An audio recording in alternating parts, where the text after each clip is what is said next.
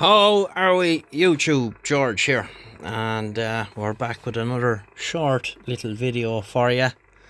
To anybody who's not already a member of my Facebook group, you should have a look at that. Just look for Irish Custom Radios on Facebook, because all the photographs and stuff for these radios while they're going on end up there.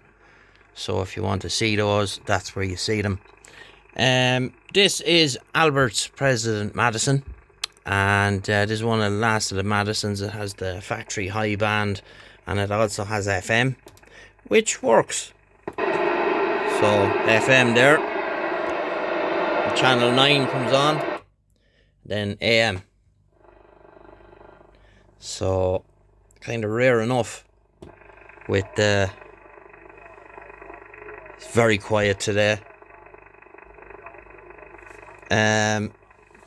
Rare enough you find them with the factory added FM. So I have it on DC power at the moment, so the clock's not running, but the clock does work. I checked that already. This was quite scruffy in terms of the bezel when it came here. All the outer edge, the whole way around, it was all badly scraped and marks and whatnot. So what we done was we took it off and we masked it all up.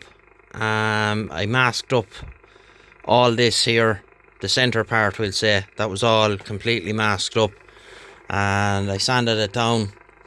You see, the problem is with these in the factory when they were doing them was they didn't bother their backsides priming them, they just sprayed them. So, you know, there's not much of a substrate there for the paint to grip to. So what I done was sanded it all back to bare plastic, sanded all the scratches out of it. Then I gave it 2 coats of etch primer, and I sanded it with 1000 grit paper after the second coat. And then I gave it 2 coats of 5-wheel silver, we call it. It's the paint you'll get in any of the car shops for spraying steel wheel silver. It's not a perfect match, but it's close enough. It's a little bit brighter, but that will go down after a while, the shine that's on it. So there was a little bit of the black missing here from here down to here, so we took care of that. Polished everything, polished all the window for the clock and the channel and all that. Unfortunately, very deep scrape in the meter there. Couldn't do anything with that really, it's too deep. So the usual, all the knobs all went into the ultrasonic cleaner. We cleaned all the rotary controls inside and the switches. We went through the alignment procedure, made sure that was all tickety-boo, and everything is good in that regard. So it turned out pretty well. This radio had a terrible mismatch of screws in it. There were a lot of self-tappers being used in it where you should have had the proper M3 machine screws. So we got rid of all them and threw them in the bin. I re-tapped every chassis thread on it and the underneath one as well, because they were all self-tappers, and I fully match and set the whole way around. All the M3 machine screws are all M3 stainless and they're all Torx head. Secret sauce on the lid, and what we done then was we used M5 dome head stainless machine screws for the side of the cases. I have washers under them as well. I always like to put washers under them. It just stops the underside of the head of the bolt mushrooming into the kind of, it's like this vinyl cover or whatever they put on these cases, and stops it lifting. So yeah, it came out pretty well. Little bit of damage to the case back here. It was all kind of bent and distorted, so we straightened it out as best we could. I don't know, it looks like the radio got a bit of a bang in transit at some stage, but came out pretty well. And we cleaned up the rear panel as well. You just spin it round there.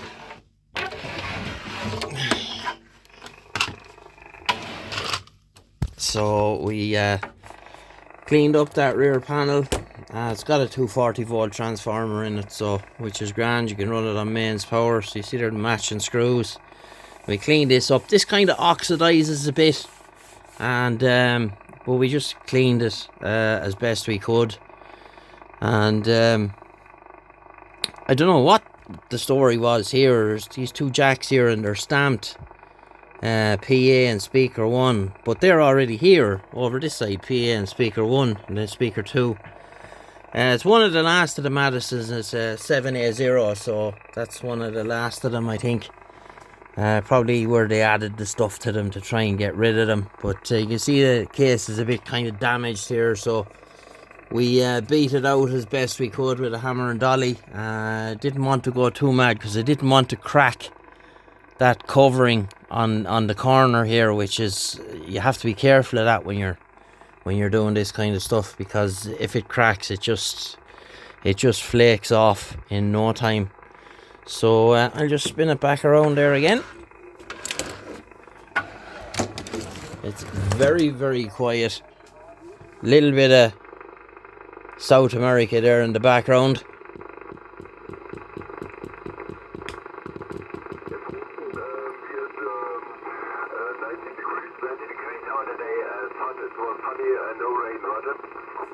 He's German anyway, I know his voice.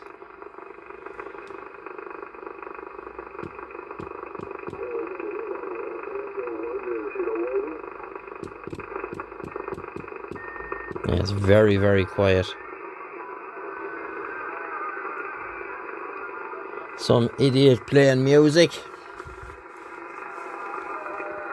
So much of that going on now, it's ridiculous. Where are you?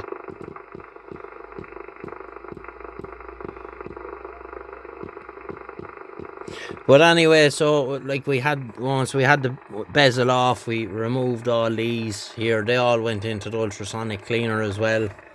And you know, it's a very clean radio now. What really let it down was the bezel. It was so badly scratched, and you know, it's not a perfect job, but it's the best I can do anyway. And just I'm adjusting the. What am I adjusting? Oh, I'm adjusting the wrong thing there. I'm just adjusting the white bar, or the frame rate, get the lighting right. So, you know, it's a nice job, I think. Came out very well. He wanted no LEDs in this. I might talk to him about that, because these are very, very dim, you know. I'll see what he says. Might put some warm white ones in there, just to light those meters up a bit. They're very dim. Other than that, not much else to say. That's pretty much it. And came out very well. Quite pleased with it. A cracker, as the man says. So that's the story. So we will be back in due time, in due course actually, with another one. What is up next? I have a NATO 2000 here for Owl Nigel. I have to get that sorted out. It's there in the box, so we'll get that sorted out. We have this McKinley coming up as well, to do this up for one of the guys. He's paid me a deposit on that, so let's get that sorted. I'm just waiting for a decal from Brad, because I want to respray the bezel. Some idiot thought it'd be a good idea to scratch it all up, and so we'll take care of all that like I did with the Adams, and we'll do the cases as well. So lots more to come, and the pile of stuff that came from up the country there, most of that is almost ready now for offloading, so there'll be a lot of radios coming up for sale here. So I have a couple of more McKinleys, and I have a whole pile of stuff, to be honest. I've Lincolns, I have Rangers, I have Magnum S9s, I a few 148 GTL DXs. I have some Ham International stuff. I have a Colt Excalibur. I have piles of stuff. So all that will be on the Facebook page, Irish Custom Radios. If you search for that on Facebook, you'll find me there, and that's where all that stuff will end up being listed.